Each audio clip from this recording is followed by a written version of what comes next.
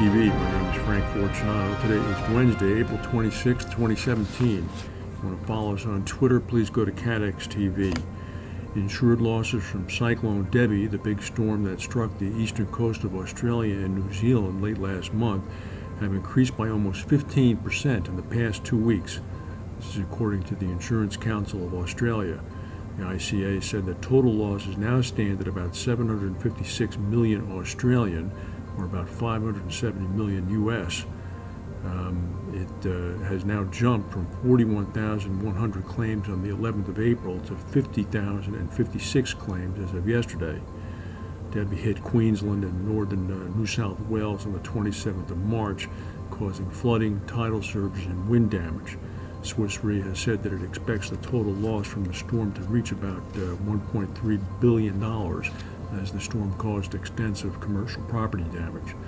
Swiss Re said that they expect that their share is going to be about $330 million. The big American-based insurance giant Chubb avoided the uptick in cat losses that has emerged as a trend in the first quarter reporting season for a number of its peers, and delivered a 15.3% gain in operating income.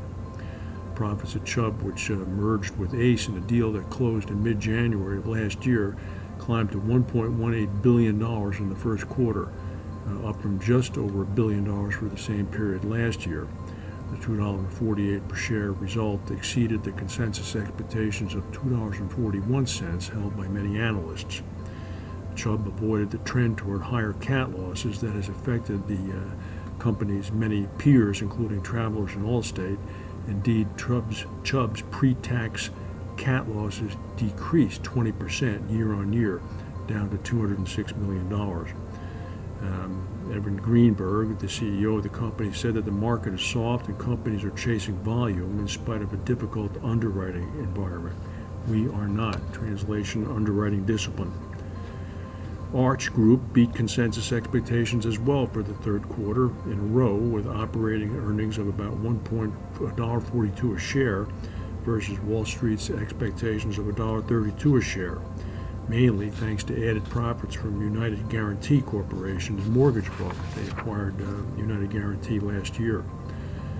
The results were heavily fueled by a better underwriting performance, as the carrier's combined ratio came in by about 7 points better, down to 81.4%. The overall positive developments were reflected mainly in the inclusion of the newly added mortgage portfolio from United Guaranty.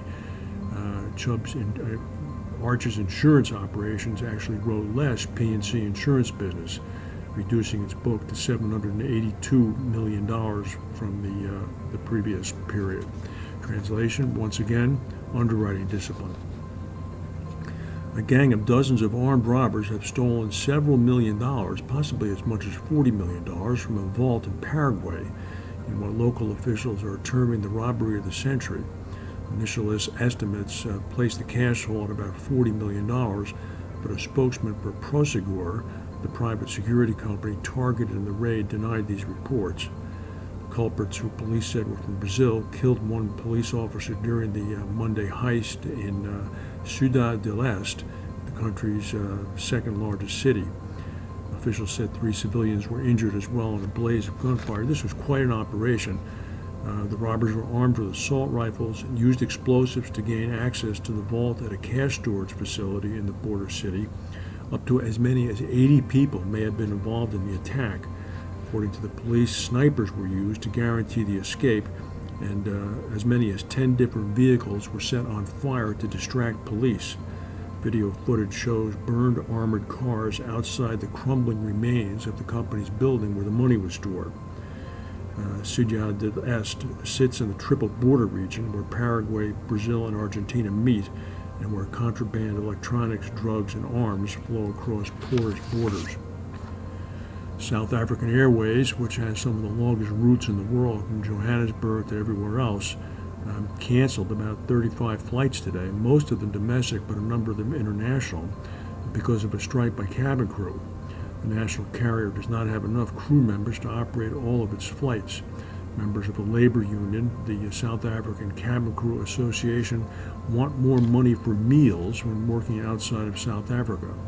They say their international meal allowances have not increased in 6 years. They stay in hotels where food is expensive, and spending power has diminished because of the depreciation of the South African rand. Currently, crew members get a meal allowance of $130 per trip. They want $170 a trip. Here's an example of what not to say. You have to be careful. The Reconstruction Minister of Japan has resigned after making a remark that was seen as offensive to those affected by the 2011 Fukushima earthquake and tsunami. Masahiro Imura said, quote, "It was rather good that the northeast of the country was hit, as an earthquake near Tokyo would have caused huge financial damage."